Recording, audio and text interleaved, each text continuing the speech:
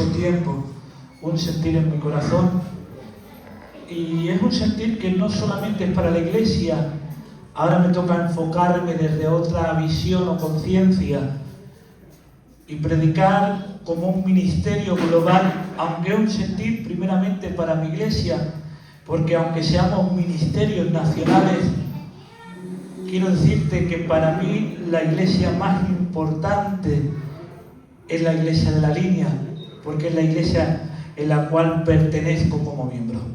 Y el sentir que tenga a nivel nacional, primeramente deseo compartirlo con mi iglesia. Es algo importante que lo vamos a ver en esta tarde. Y miren, ahora me toca predicar desde otro sitio, y quiero decir esto para que quede muy claro. Ahora le toca a nuestro pastor, el pastor Manuel, regañarnos. Es el único ministerio que tiene autoridad para regañarnos en este tiempo, y que queremos que nos corrija con la palabra, y cuando tenga que ser duro, que lo sea, y cuando tenga que ser dulce, que lo sea. Pero lo que pedimos es que nuestro pastor sea dirigido por Dios.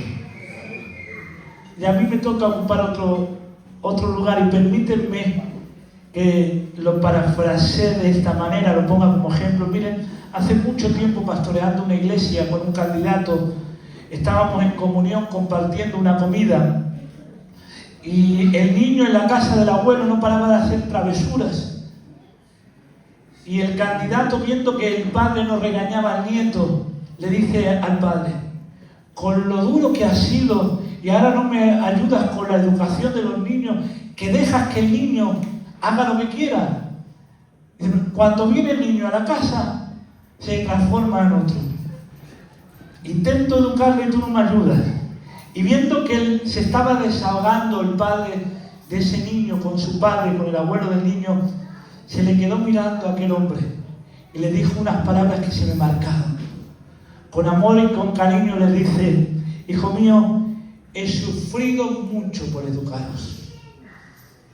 No he dormido y me he mantenido en vela, no solamente para que tengas ropa y comida, sino para que te convirtieses en un hombre, y un hombre de Dios. Porque aunque no era ministerio, tenía una casa realmente convertida. Y dice: mira, después de sufrir tanto con vosotros, para que os convirtáis en hombres, ahora quiero disfrutar de mis nietos. A mis nietos los disfruto, los mismos, le doy lo que sea.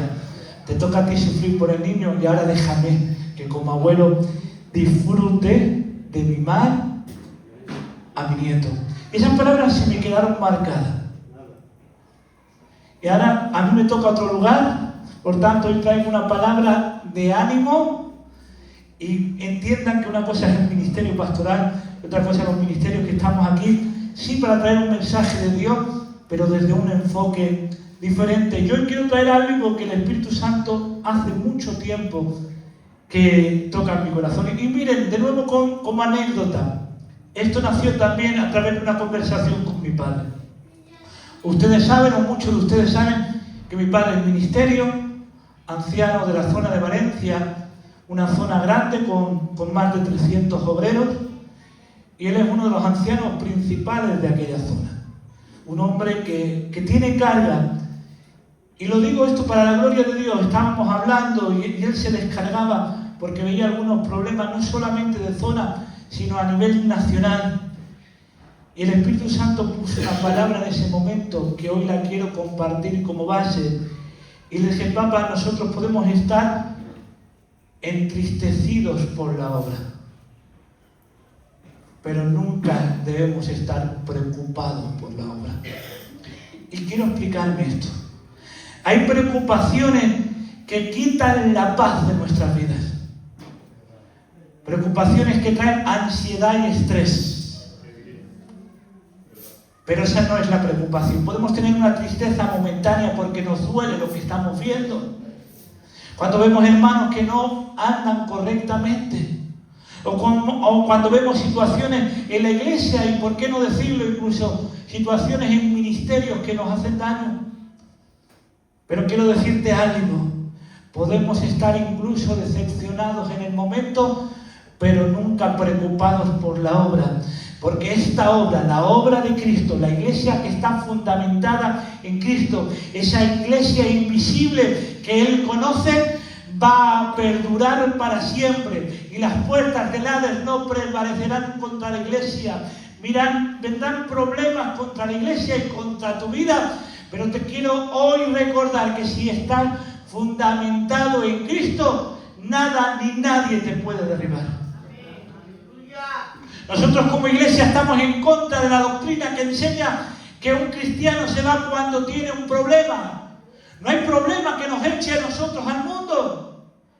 Hay quien pone de excusa: me voy de la iglesia porque la iglesia no me muestra amor. Me voy de la iglesia porque el pastor no me cuida, no me visita. Me voy de la iglesia porque tengo un problema tan grande que no quiero seguir a Cristo. Me voy de la iglesia porque tengo un problema económico y no veo ninguna solución. Pero quiero decirte que estas son excusas para aquellos que no están fundamentados en Cristo. Porque nada ni nadie nos puede separar de su amor. Por tanto, cuando yo estoy fundamentado en Él y reconozco que mi base y mi sostén únicamente se sostiene en Cristo, quiero decirte que venga lo que venga en nuestra vida, vamos a permanecer en pie. Porque no dependemos de nuestras fuerzas, sino de aquel que nos sostiene. Y yo quiero recordarte algo. La iglesia permanece no por sus fuerzas. La iglesia permanece porque está fundamentado en Cristo y Cristo es el que nos defiende. Podrán venir situaciones adversas, pero nada podrá derribar nuestra vida. Yo quiero hablar de un tema que creo importantísimo, donde el Señor, vuelvo a repetir, me está hablando no solo a nivel de iglesia, sino a nivel nacional. Aquellos que tengan Biblia, vamos a 1 de Pedro, capítulo 4. Todos aquellos que puedan compartir, versículo 7 en adelante. 1 de Pedro, capítulo 4, versículo 7 en adelante. El fin del mundo se acerca. Por consiguiente, sean serios y disciplinados en sus oraciones. Lo más importante que todo es que sigan demostrando profundo amor unos a otros, porque el amor cubre gran cantidad de pecados. Abran las puertas de su hogar con alegría al que necesite un plato de comida o un lugar donde dormir. Vuelvo a repetir. El fin del mundo se acerca. Creemos que el Señor viene pronto. Y por tanto se acerca el fin de la humanidad. Por consiguiente, sean serios y disciplinados en sus oraciones. Cuando vemos que el Señor está cerca, es cuando más estamos velando en oración del uno. Es cuando más entramos en nuestra cámara secreta. Lo más importante de todo es que sigan demostrando profundo amor unos a otros, porque el amor cubre gran cantidad de pecados. Abra la puerta de su hogar con alegría al que necesite un plato de comida o un lugar de dormir. Y miren cómo lo titula el teólogo que ha escrito la Biblia, esta Biblia. Dice: vivir para Dios. Y permítanme darles un punto de los míos. Saben que a mí me gusta la teología. Y permítanme darle ese punto.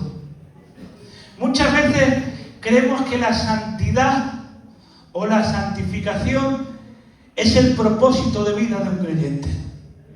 Hace poco escuché, para mí, uno de los grandes teólogos de nuestra época, y no voy a decir su nombre porque por amor no quiero mancharle, pero posiblemente sea de los 3 teólogos más importantes que hay hoy en el mundo. Un hombre de Dios.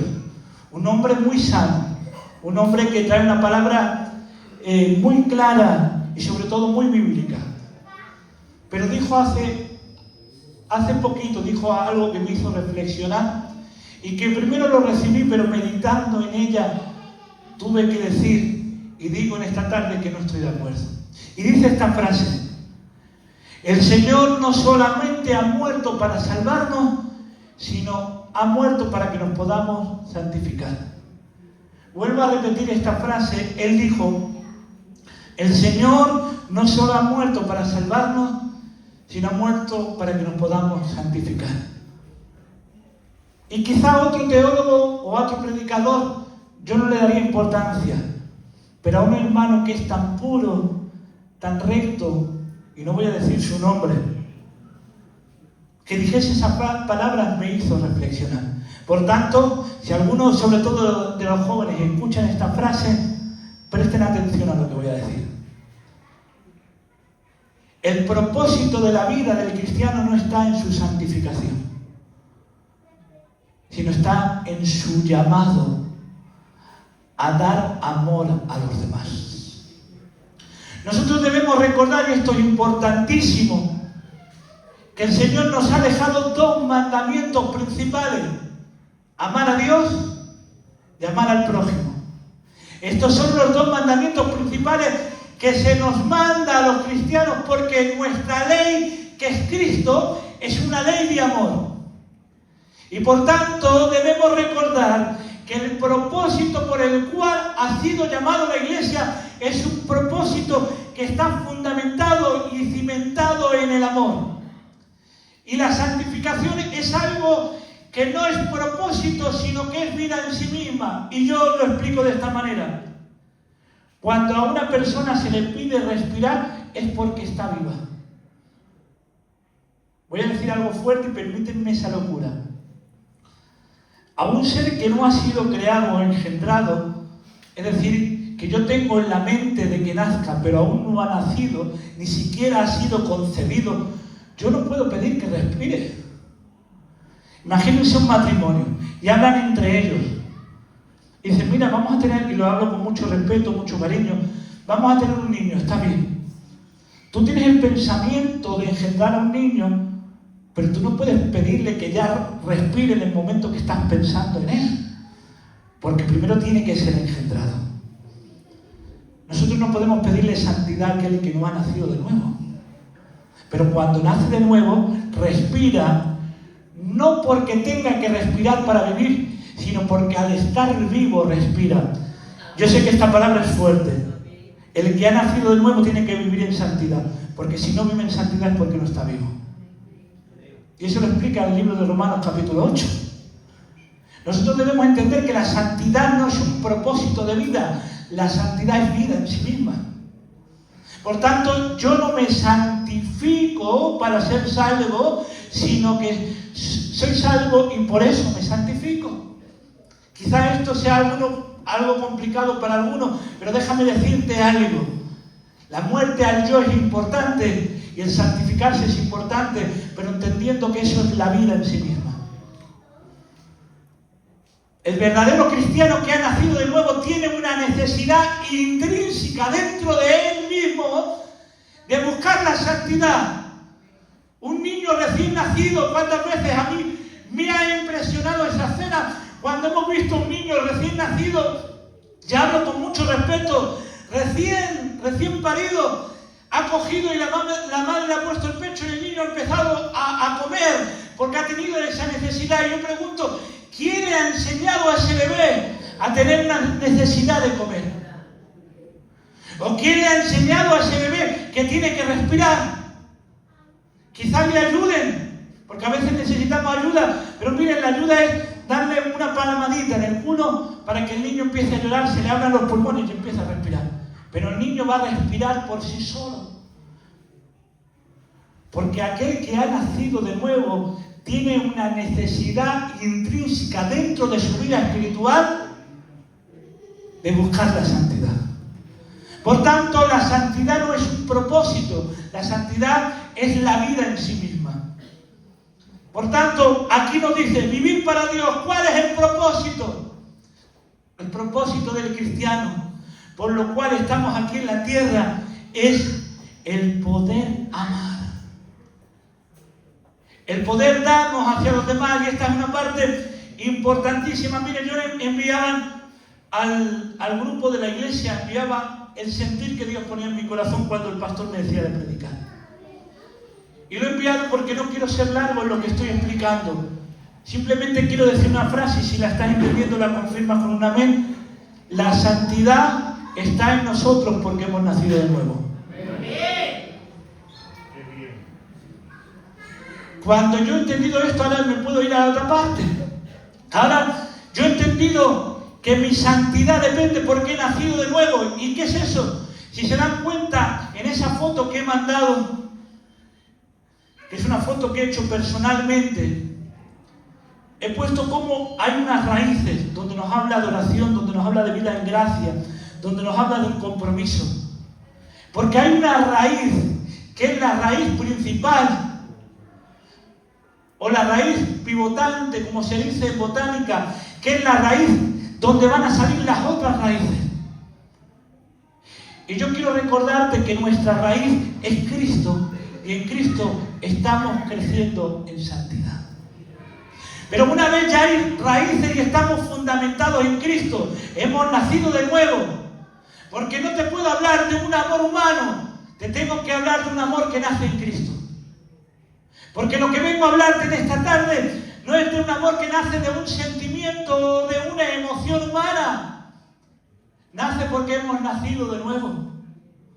Porque somos la iglesia que ha sido redimida por Cristo.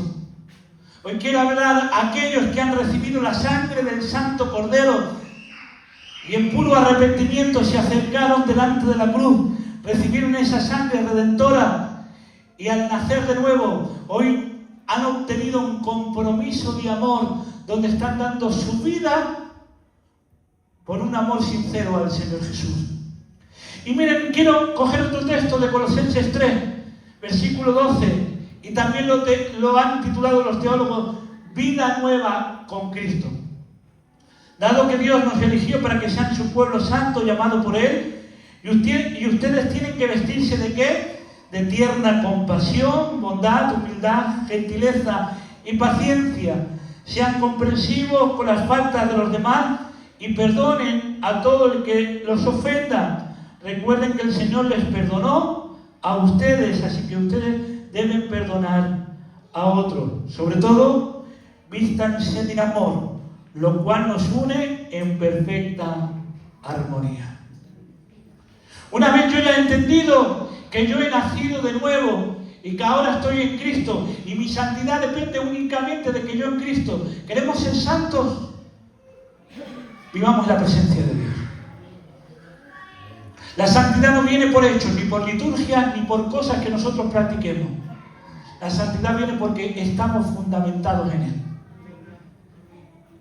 Y el Espíritu Santo pone en nosotros el querer renacer por su buena voluntad.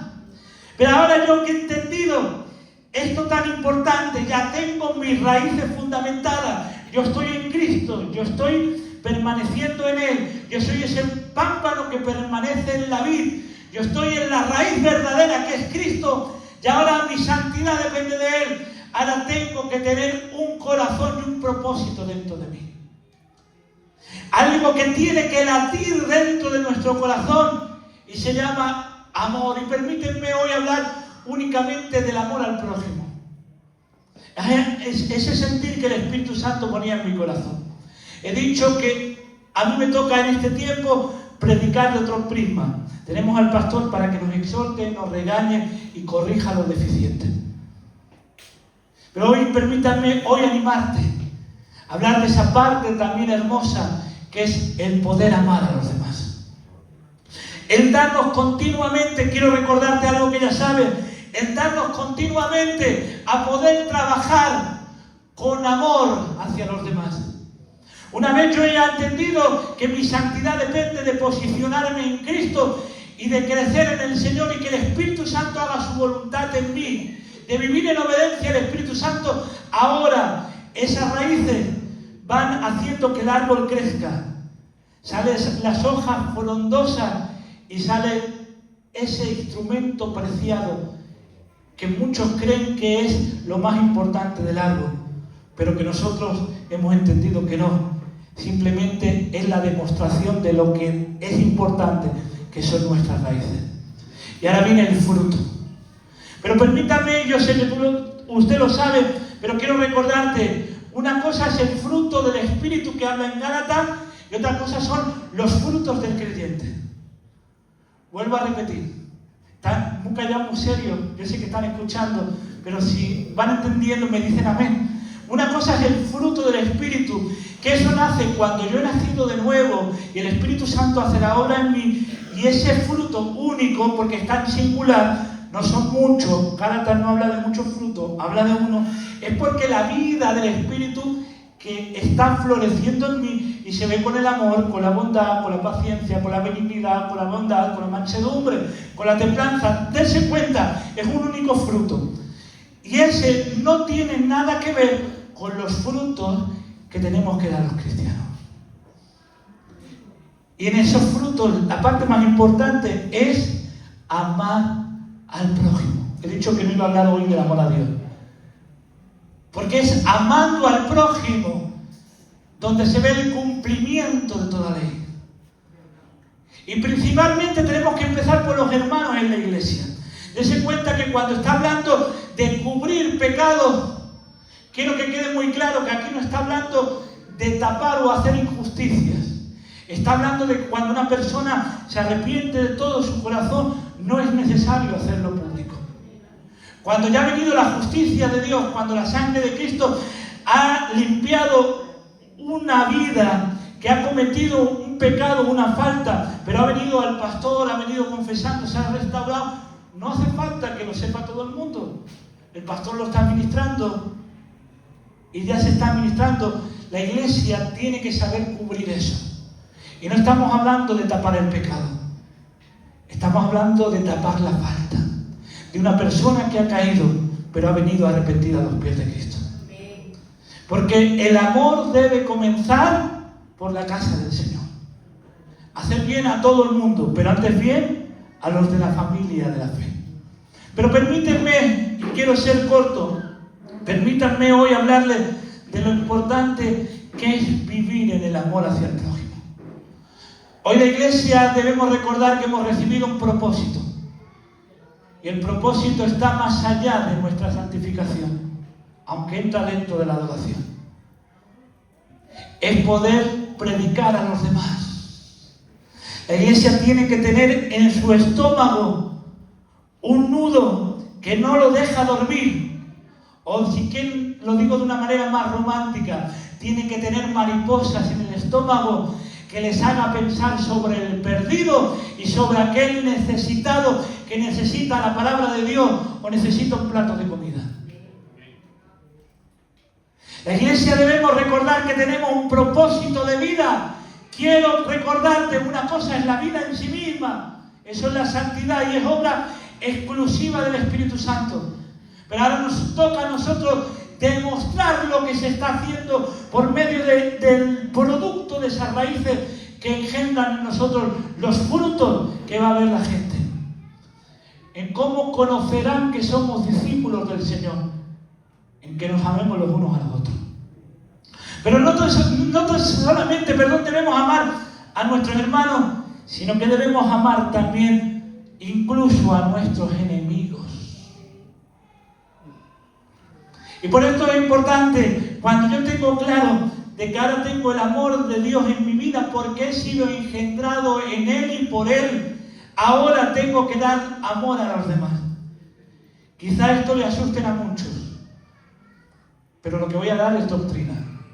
Y la doctrina está por encima mía, con mucho respeto de los ministerios, del pastor, del responsable y del presidente. Tenemos que entender y recordar que el Evangelio se nos ha dado a nosotros los hombres. Y hay una parte hermosa, espiritual y profunda, que es cuando el amor de Cristo está en nosotros, se crea en nosotros cierta sensibilidad que nos lleva a trabajar por la obra. Miren, cuando somos emocionales o somos sensibles, eso sin el Espíritu Santo, eso es pecado. Vuelvo a repetir. Cuando nosotros somos emocionales o sensibles sin el Espíritu Santo, eso es pecado. ¿Saben cómo lo llama la Biblia a estos hombres? Los sensuales que causan división. Pero cuando yo tengo emociones, cuando yo tengo sensibilidades con el Espíritu Santo, eso se transforma en poder de Dios en nuestras vidas, haciéndonos verdaderos ministerios de la reconciliación. Hombres y mujeres que evangelizan con pasión. El apóstol Pablo dice, y este amor que nos constriñe, cuando vamos al original griego, está hablando de pitsumeo, está hablando de una pasión desbordada. ¿Saben que esa palabra también se usa para hablar de tentación? Porque cuando uno ha nacido de nuevo y tiene la vida del Espíritu, arde en nosotros un amor por los demás que no podemos comprender, que arde en nuestro ser por ayudar al que lo necesita. Déjame decirte que quizás estés pasando por problemas, por dificultades, pero quiero decirte algo. Puede causar en ti cierta tristeza o una preocupación liviana, pero no puede traer amargura a tu vida. Quiero recordarte que tu vida está fundamentada y está guardada por el Señor. Que usted y yo estamos en el hueco de las manos del Señor y estamos esculpidos en sus benditas manos.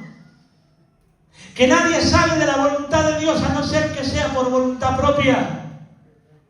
Por eso, déjame decirte hoy, deja hoy tu preocupación desmedida por tu vida, porque el Señor te la está guardando, que se cree en nosotros ese ambiente gozoso de saber que como somos salvos, queremos que otros se salven. Permítanme decir esta frase, ya somos evangelistas, ahora evangelicemos. Cuando yo entiendo esta parte tan sencilla, pero poderosa en el Señor, de que, hermanos, a veces los problemas nos agotan tanto que nos olvidamos de dejar que los sentimientos cristianos florezcan en nuestras vidas y es poder darnos a los demás. Porque no hay generación como la generación de la Iglesia con más amor en su corazón. Porque ese amor no proviene de nuestros sentimientos, ese amor proviene porque tenemos a Cristo, el amante de amantes, porque tenemos al Dios de amor, al Dios que es amor en nuestras vidas.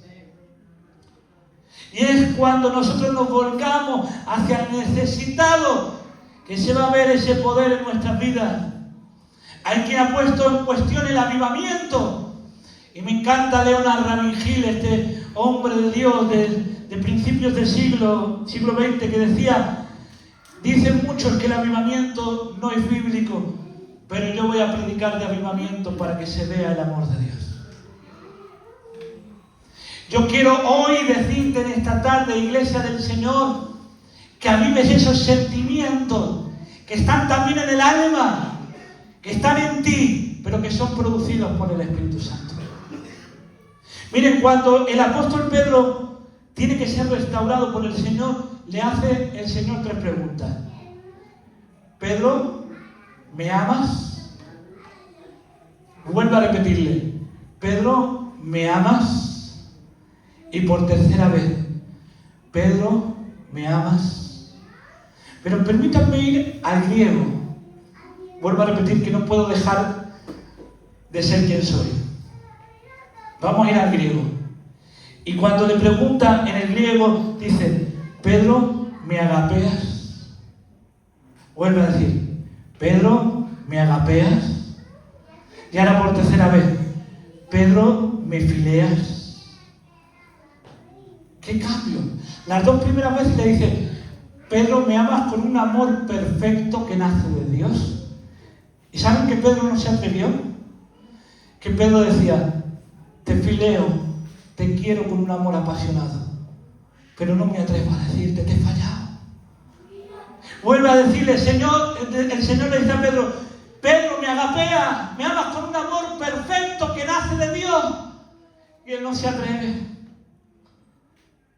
Pero por tercera vez le pregunta, Pedro, ¿me filea? ¿Tienes pasión por mí? Y dice, Señor, tú sabes que tengo pasión por ti aún en mis debilidades. Pedro en ese momento no tenía fuerzas para hablarle de esto. Pero nosotros hemos comprendido la obra de gracia. Que nosotros amamos a Dios no porque nazca de nosotros, sino porque Dios está dentro de nosotros y hace nacer ese amor en nosotros, incomprensible, pero que arde en nuestros corazones por gracia pura del Calvario y por obra del Espíritu Santo en nuestras vidas. Pero déjame decirte que también tiene que haber una pasión desbordante de nuestra alma hacia esta obra que es perfecta, porque lo he dicho muchas veces, esta obra o el Evangelio no puede ser humanizado, pero lo viven los seres humanos. Tanto que si leéis en Romanos 12, no recuerdo si el versículo 10, pero dice, amaos fraternalmente, dice Romanos 12. ¿Saben que la palabra que usa ahí en el griego, la palabra estorge, está diciendo, amaos como una familia? Pero cuando nos dice que amemos al prójimo y habla de amar al enemigo y utiliza la palabra compasión, porque los sentimientos de una vida que ha nacido de nuevo tienen que estar desbordantes. Yo te hago una pregunta, ¿cómo está tu pasión por el Señor? Estamos preocupados tanto por nuestra salvación que nos estamos olvidando de que otros sean salvos. Hoy déjame decirte, aquellos que están en Cristo, tenéis la gracia de Dios en vuestra vida. El Espíritu Santo os está haciendo crecer, preocupados de algo, de permanecer en Cristo. Pero hoy digo en esta tarde que no se apague el fuego que hay dentro de nosotros. Y quiero terminar con esto, y yo sé que voy a sacar un texto de contexto, pero acabo de demostrarles que lo que acabo de predicar es doctrinal. Y me voy a ir a la parte devocional. Dice en Mateo 24:12 que en los últimos tiempos el amor de muchos se enfriará. Este no es un texto para la iglesia, es un texto para Israel. Y después Mateo 25 habla de las 10 vírgenes, que no es un texto para la iglesia, es para Israel. Pero permítanme usarlo. Saben que cuando vengan el problema, cada vez va a ser más difícil que la pasión de una iglesia que ama al prójimo se va a ver en medio de las naciones. Tanto que va a ser difícil ver esa pasión. Pero miren, en Mateo 25 nos habla de 10 vírgenes. 10 vírgenes que estaban viviendo en pureza. Yo hago una pregunta, ¿eran las 10 vírgenes? Sí, lo dice la Biblia. ¿Eran las 10 puras? Sí, las 10 eran vírgenes. Pero solamente 5 fueron apercibidas. Y es porque tenían algo. Tenían el aceite que encendía la llama de la unción. Déjame decirte en esta tarde que ese aceite desbordante en nuestra vida, que se llama pasión por las almas, esté en nuestros corazones. Hoy más que nunca necesitamos que ese amor desbordante esté en nosotros.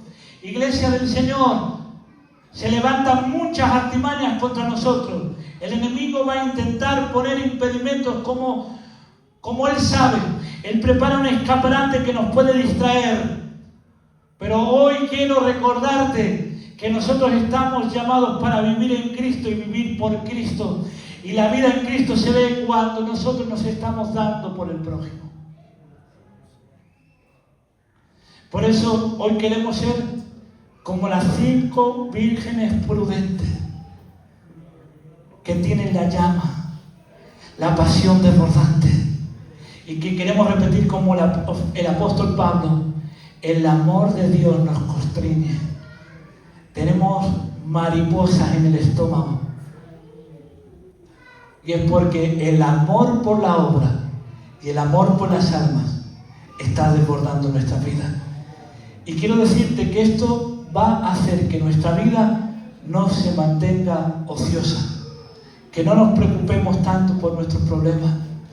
Déjame decirte algo, descansa en el Señor. Él te defiende. Él es tu guardián. Él es tu guardador a tu mano derecha. Quiero decirte que el sol no te fatigará de día ni la luna de noche. Él guardará tu salida y tu entrada, desde ahora y para siempre. Por tanto, vamos a amar la obra que se nos ha sido puesta, amando el ministerio de la reconciliación en esas dos partes, evangelizando y dándole de comer al necesitado. Un aplauso y que el Señor les bendiga.